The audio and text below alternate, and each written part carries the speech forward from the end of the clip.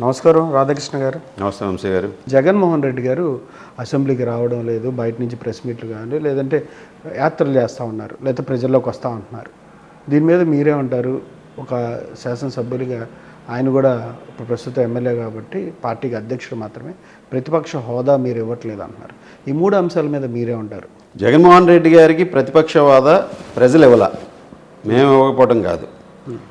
ప్రజలు ఇవ్వలేదు. ఈ రాష్ట్ర ప్రజలందరూ కూడా అత్యధికమైనటువంటి మెజారిటీ ఇచ్చి 151 సీట్లు ఇచ్చి నువ్వు పరిపాలించవయ్యా అంటే ఈ రాష్ట్రాన్ని విధ్వంసం చేస్తే అన్ని వర్గాల ప్రజలు బాధితులే. సో దానికి రిటర్న్ గిఫ్ట్గా 11 సీట్లు ఇచ్చారు. సో 11 సీట్లు ఇచ్చి ప్రతిపక్ష హోదా కూడా లేదు.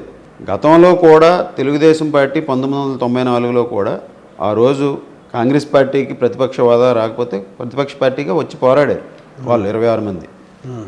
ఈరోజు వీళ్ళు 11 మంది ఇస్తే ఇంట్లో కూర్చొని దొంగచాటుగా వచ్చి సంతకాలు పెట్టాల్సినటువంటి అవసరం ఏమొచ్చింది వీళ్ళకి? అంటే ఈయనకి లేని అధికారాన్ని ఇచ్చి రంధ్రం ఎక్కించాలంట. ఈరోజు ప్రజల దగ్గరికి వస్తున్నాను నేనని చెప్పి నవంబర్లో అన్నాడు. నవంబర్ నుంచి ప్రజలలో తిరుగుతానని చెప్పాడు. ఈ రోజు వరకు ఎక్కడున్నాడో తెలియదు.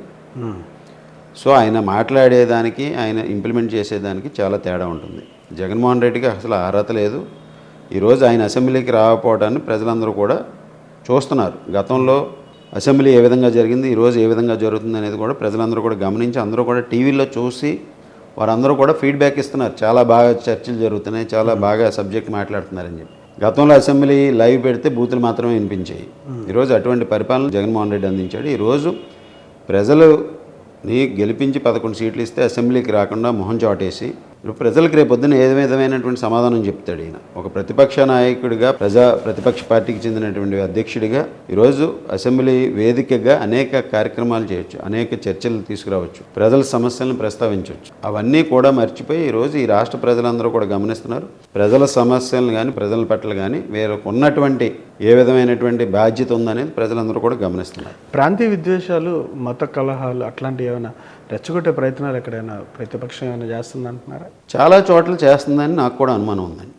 మా నియోజకవర్గంలో కూడా ఇక్కడ మాజీ మంత్రి గారు కూడా ఏ చిన్నది జరిగినా ఇక్కడ అరుగో తెలుగుదేశం వాళ్ళు చేశారు, లేకపోతే కూటమి ప్రభుత్వం చేసింది, ఎవరో ఇద్దరు కొట్టుకుని తాగి ఒక వ్యక్తి చనిపోతే తెలుగుదేశం వాళ్ళు చేసేసారని చెప్పి, ఎక్కడో ఏదో ఇన్సిడెంట్ జరిగితే తెలుగుదేశం వాళ్ళు చేసేసారని చెప్తారు. లేకపోతే ఎక్కడో ఒక సంబంధం లేని ఇన్సిడెంట్లో వైఎస్ఆర్ కాంగ్రెస్ పార్టీ కార్యకర్తలను పంపించి అక్కడ అల్లరి చేయటం. ఈ విధంగా నియోజకవర్గంలో కూడా నియోజకవర్గ స్థాయి నుంచి రాష్ట్ర స్థాయి వరకు ఇటువంటి అలజలు సృష్టించాలనే ఆలోచన వాళ్ళు చేస్తున్నారు కూడా. అది మేము చాలా అప్రమత్తంగా ఉంటున్నాం. వాళ్ళు ఏ చిన్నదే చేసినా మేము 1-2 సార్లు చెక్ చేసుకుని వెరిఫై చేసుకుని దాని మీద స్పందిస్తున్నాం. ఇప్పుడు మనం చూసాం రీసెంట్గా కూడా తిరుపతిలో గోశాలలో గోవులు చనిపోయి 100 గోవులు అని చెప్పి ఫోటోలు ప్రదర్శించారు, మార్ఫింగ్ ఫోటోలు. సో దాన్ని వెంటనే ప్రభుత్వం స్పందించింది కాబట్టి, లేకపోతే దాన్ని ఇంకొక వివేకానంద రెడ్డి హత్యలాగా ప్రచారం చేసేవారు, లేకపోతే ఇంకొక పింక్ డైమండ్ తిరుపతిలో లేని పింక్ డైమండ్ గురించి ఏ విధంగా దుష్ప్రచారం చేశారో ఆ విధంగా చేసేవారు.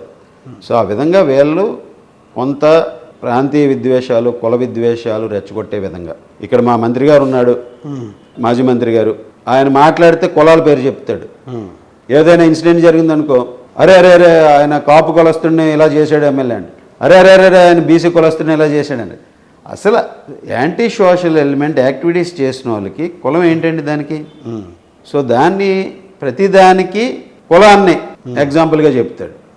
సో ఈరోజు ప్రజలందరూ కూడా ఇటువంటి వాళ్ళని ఒకసారి వాళ్ళ గాడిలో పడతారు, అబ్జర్వ్ చేస్తారు. లాంగ్ రన్లో వీళ్ళు ఏ విధంగా మాట్లాడుతున్నారు, వీళ్ళు ఏ విధంగా ప్రజల్ని మభ్య పెట్టాలి లేకపోతే తప్పుదోవ పట్టించాలని చూస్తున్నారు అనేది ప్రజలు ప్రతిదీ కూడా అబ్జర్వ్ చేస్తారు.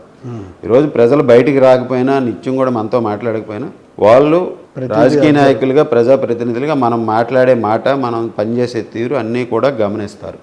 అది గుర్తుపెట్టుకుని మన ప్రవర్తన ఉండాలి. Thank you sir. Thank you.